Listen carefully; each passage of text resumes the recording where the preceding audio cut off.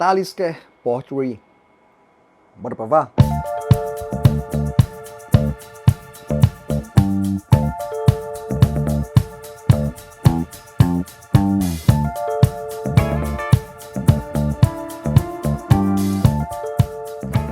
E conforme prometido, trazendo para vocês mais um Talisker. E acho que em ordem de prioridade mesmo, né, do que representam alguns rótulos para destilaria, esse cara aqui para mim certamente seria o segundo colocado depois do tradicionalíssimo, né, Talisker 10 anos, porque ele tem um grande público, tem uma grande demanda, e já me adiantando ao final do vídeo, né, ele é sim um grande produto, muito mais complexo do que, por exemplo, o Dark Storm ou o Storm e alguns outros aí que a Talisker lançou, né, ao longo dos anos. Tanto é que essa garrafa que eu tenho aqui ainda é o anterior ao rebranding, né, da marca. Não houve novamente mudança de produção, mas ele já está, né, disponível na nova roupagem. Confesso que eu não gostei muito, né, talvez saudosista. Mas enfim, temos aqui um rótulo interessantíssimo, a começar pela história, né? Não história da destilaria, porque eu já contei isso no vídeo do Talisker 10 anos. Se quiser saber mais da Talisker destilaria, vai lá no vídeo do Talisker 10. Mas especificamente desse carinha aqui. Isso porque para lançar, né, ou pelo menos criar lá o storytelling, né, algo que justificasse esse lançamento, a gente sabe que isso acontece muito na indústria, né? Não lança por lançar, tem que ter uma história por trás. A destilaria conta que lá em idos do século XIX, existia ali, né, na região, né, do Reino Unido como um todo, Europa como um todo, um efervescente comércio marítimo, e que Skye sim, né, tinha seu próprio porto e ficava na capital. Já vou chegar lá, né, que é Portree.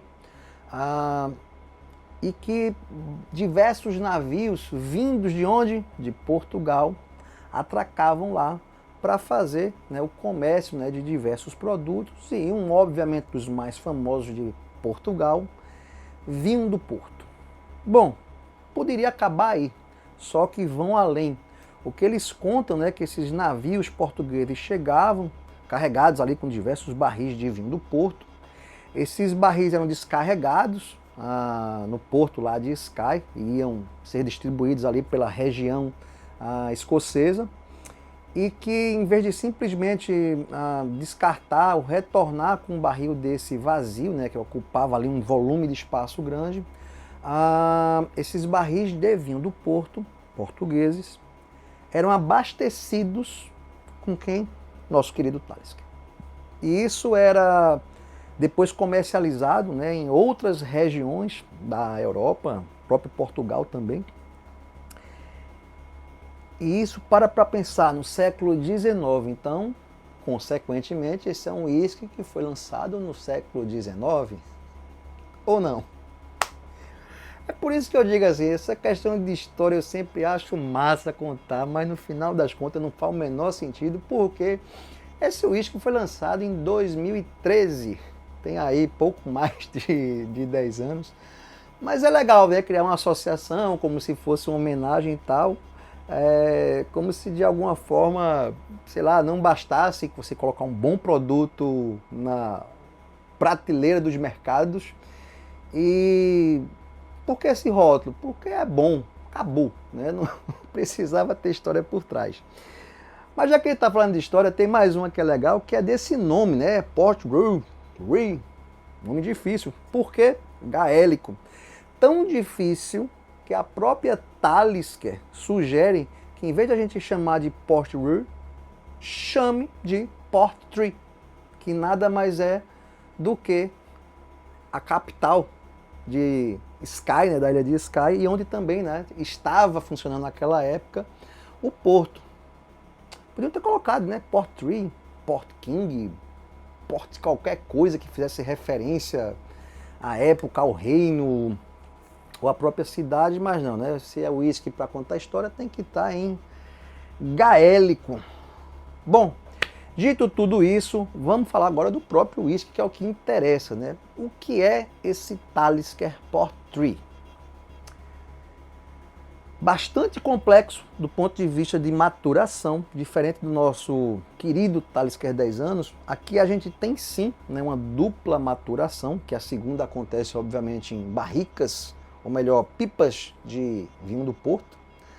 Mas a própria primeira fase também é mais complexa do que a gente pode acreditar. Isso porque eles já fazem nessa primeira fase a maturação em 3 tipos de barris.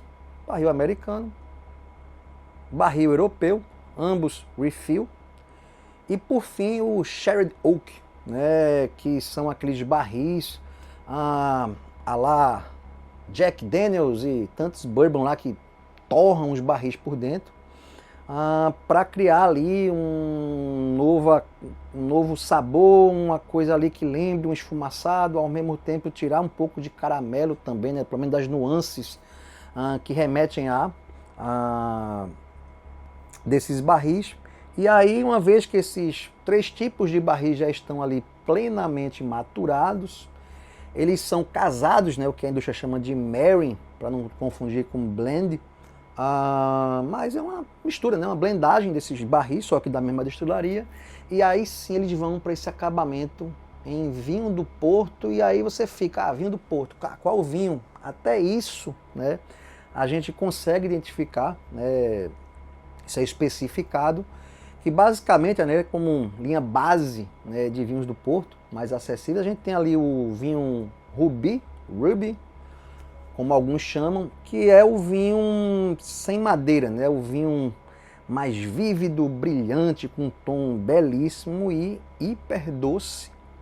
E a gente tem o Tuane, né, que já são de uma categoria ali, né, também de entrada, mas que já passaram ali por madeiras, então são vinhos mais amadeirados, fechados, menos doce, com tons que se diversificam do Ruby.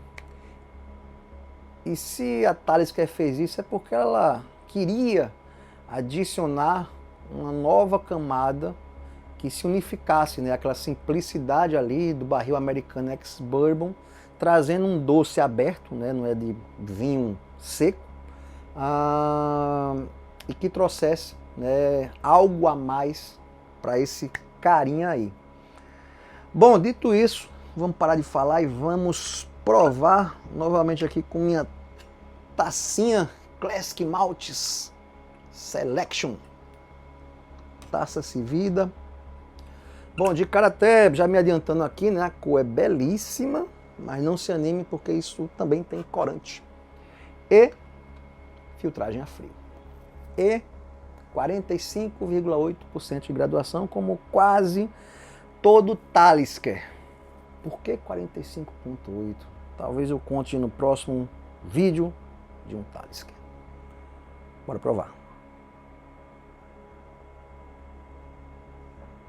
De aroma, preciso dizer uma coisa.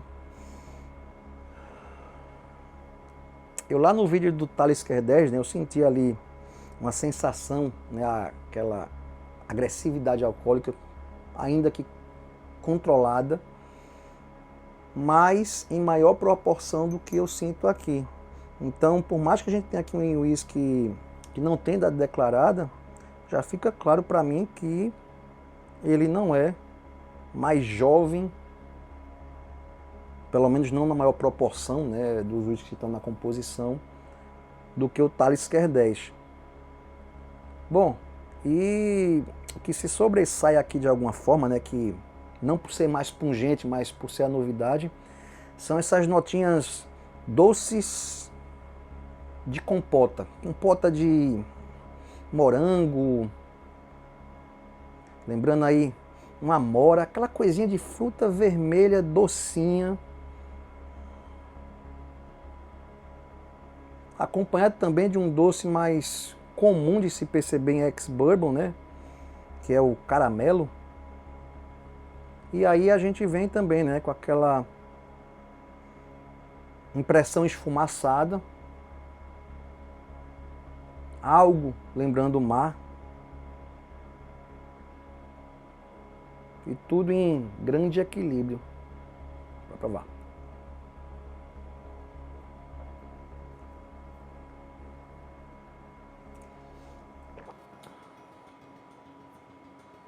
Em boca eu preciso dizer que...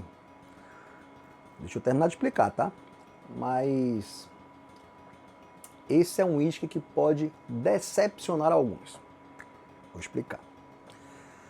Normalmente quando a gente pega esses uísques esfumaçados, né, principalmente lá da região de Islay, e são bem turfados, a destilaria, de forma proposital mesmo, precisa entregar muita intensidade quando se propõe a trazer um uísque vínico, né? Você pega ali, por exemplo, né, o Ardbeg tem um tradicional, né, e tem o Ugdal, que tem um acabamento vínico e é uma paulada ali de vinho. Há outras tantas, né, que fazem isso. Porque se não for assim, a tufa, a sensação esfumaçada, sobressai qualquer outra nota sensorial. Mas aqui na Talisker a gente tem que lembrar que a tufa, o esfumaçado, é uma das notas, mas não necessariamente ela é acima das outras, né? Ela não está ali com entrega em demasia. Ou seja, é um uísque que na versão anterior que a gente provou há 10 anos ele já era super equilibrado e complexo, salgado, doce, esfumaçado. E aqui também ele continua super complexo, ainda mais porque a gente adicionou aqui uma nova camada, já vou falar dela. Mas ele continua equilibrado em doce, sal, fumaça. E que nova camada é essa? O doce.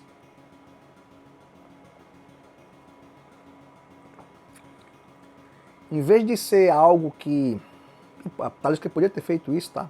Deixar um tempo maior lá de acabamento e fazer com que as notas de vinho do Porto dominassem todo o rótulo, ela só adiciona. Então, aqui a gente começa a sentir exatamente o que é a memória do vinho do Porto, né? Aquela coisinha doce, frutada, de frutas vermelhas, mas sem se sobressair de forma alguma as demais notas.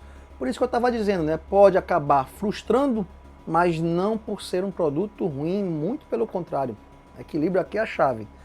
Ele simplesmente não vai entregar uma paulada de vinho do Porto, que às vezes, né, é o que os entusiastas tanto esperam, né? Equilíbrio para quê, né?